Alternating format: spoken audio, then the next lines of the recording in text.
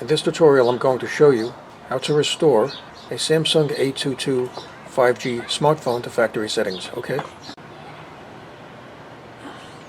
Accounts and backup, reset, factory data reset, reset, delete all.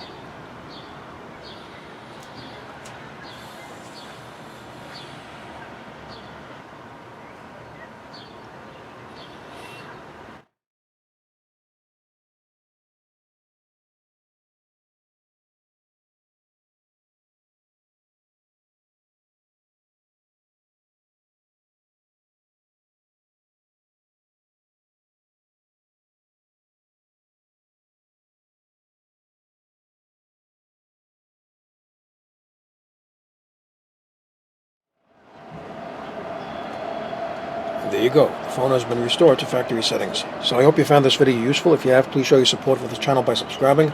Feel free to leave comments. Please like up this video, and thank you for tuning in.